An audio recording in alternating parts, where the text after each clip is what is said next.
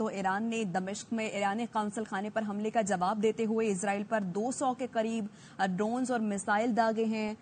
ایران نے اسرائیل پر براہ راست ڈرون حملے کیے، جس کی تصدیق ایرانی پاسداران انقلاب نے بھی کی، جبکہ اسرائیل نے ایران کی متعدد ڈرونز گرانے کا دعویٰ بھی کیا ہے۔ اور ایرانی میڈیا یہ رپورٹ کرتا ہے کہ ایران نے اسرائیلی دفاعی تنصیبات کو نشانہ بنایا۔ گولان کی پہاڑیوں اور شام کے قریب اسرائیلی فوجی ٹھکانوں کو بھی نشانہ بنایا گیا۔ ایرانی میڈیا کی جانب سے یہ بھی دعویٰ کیا گیا ہے کہ تہران اسرائیل میں 50% اہداف کو نشانہ بنانے میں کامیاب رہا ہے۔ اسرائیلی فضائی اڈے کو خیبر میزائلوں سے ٹارگٹ کیا گیا ہے۔ دوسری جانب اسرائیل کی بات کی جائے تو اس کی فوج نے یہ تصدیق کی ہے کہ ایران کے 200 ڈرونز اسرائیلی علاقوں تک پہنچے ہیں۔ زمین سے زمین پر مار کرنے والے درجنوں ایرانی میزائلوں میں سے کچھ میزائل سے اسرائیل میں حملہ ہوا ہے۔ اسرائیلی فوجی ترجمان نے بھی تصدیق کی ہے کہ ایرانی ڈرون سے جنوبی اسرائیل میں فوجی اڈے کو نقصان پہنچا ہے۔ ماہر امور قومی سلامتی سید محمد علی صاحب ہمارے ساتھ موجود ہیں، انہیں بھی شامل گفتگو کرتے ہیں۔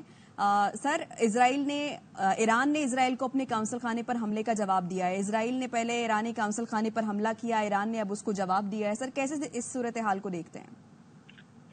دیکھیں، میں سمجھتا ہوں کہ یہ جو ایران کی جانب سے اسرائیل پہ حملہ کیا گیا ہے، یہ مشرق وسطیٰ کی تاریخ میں ایک انتہائی غیر معمولی واقعہ ہے، کیونکہ آپ جانتی ہیں کہ بالواسطہ یعنی کہ انڈائریکٹ طریقے سے جو پراکسی وار ہے وہ تو ایران اور اسرائیل کے درمیان مختلف محاذوں پہ، مختلف سطح پہ، مختلف شکلوں میں جاری رہی ہے۔ جو حماس، حزب اللہ اور حوتیز بھی اسرائیل کے خلاف سفارہ رہے ہیں، وہ ایران کی پشت پناہی کے نتیجے میں ہی رہے ہیں۔ لیکن ایران کا مشرق وسطیٰ کی واحد ایٹمی طاقت کے اوپر براہ راست ایک روایتی حملہ جو ہے، یہ ایک میں سمجھتا ہوں غیر معمولی ڈیولپمنٹ ہے۔ اگرچہ ایران کے سفیر نے اقوام متحدہ میں یہ بیان دیا ہے کہ یہ ہم نے بدلہ لیا ہے اور جوابی کارروائی کی ہے، جو شام میں ان کی قونصلیٹ کو حملہ ٹارگٹ کیا گیا تھا، لیکن اب دیکھنا یہ ہے کہ کیا اس ڈپلومیٹک سگنل کو اسرائیل اور اس کی جو حلیف ممالک ہیں وہ ریسیپروکیٹ کرتے ہیں یا نہیں، کیونکہ یہ ممکن ہے کہ اس حملے کو جواز بنا کر اسرائیل اور اس کے حلیف جو اتحادی ممالک ہیں وہ اس جنگ کے اس پیمانے کو مزید پھیلانے کی کوشش کریں اور یہ کوشش کریں کہ ایران کے اوپر مزید اقتصادی اور سفارتی پابندیاں عائد کی جائیں، جس کے نتیجے میں یہ جنگ مزید طول پکڑ سکتی ہے۔ میں سمجھتا ہوں پاکستان کے حوالے سے یہ جو کانفلکٹ ہے، یہ تنازع انتہائی تشویشناک 3 وجہ سے ہے، کیونکہ ریسنٹلی ابھی آپ جانتے ہیں کہ ایران کے صدر نے دورہ بھی کرنا تھا نیکسٹ ویک پاکستان کا، ابھی دیکھنا ہوگا کہ کیا وہ دورہ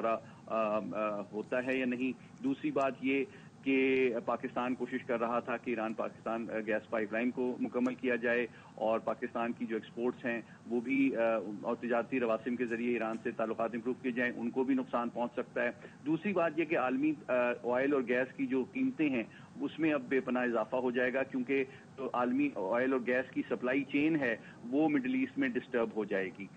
جس کے نتیجے میں پاکستان کی جو کوشش ہے کہ ہم اپنے بجٹ کو بہتر انداز میں مینج کر سکیں، کیونکہ 2 ماہ بعد پاکستان نے بجٹ دینا ہے، اور جو ریلیف کی خواہش ہے پاکستان کو عرب ممالک سے یا عالمی مالیاتی اداروں سے، اس پہ بھی منفی اثر پڑ سکتا ہے۔ تو میں سمجھتا ہوں اس جنگ کا طوالت اختیار کرنا جو ہے اس خطے کے لیے خصوصی طور پہ، لیکن عالمی تجارت اور عالمی جو انرجی پرائسز اور ڈیولپنگ کنٹریز جو چاہ رہے ہیں کہ اب کووڈ اور دیگر معاشی مسائل سے اپنے آپ کو نکلیں، ان کو شدید انداز میں متاثر کر سکتی ہے۔ تو سید محمد علی صاحب، یہ بتائیے کہ اگر اسرائیل کوئی اقدام اٹھاتا ہے آگے تو عالمی امن پر کیا اثرات پڑیں گے؟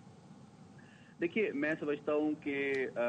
میں امید کرتا ہوں کہ اسرائیل جو ہے اس جنگ کو مزید طول نہیں دے گا، مزید نہیں پھیلائے گا، لیکن اس کے امکانات جو ہے اس کو رد نہیں کیا جا سکتا کہ اسرائیل کی جو موجودہ حکومت ہے اور جو اس کی سوچ ہے اور غزہ وار سے اپنی توجہ ہٹانے اور اپنے علاقائی بالادستی کے لانگ ٹرم آبجیکٹو کو اچیو کرنے کے لیے اس جنگ کو مزید پھیلا سکتا ہے، اور یہ ممکن ہے کہ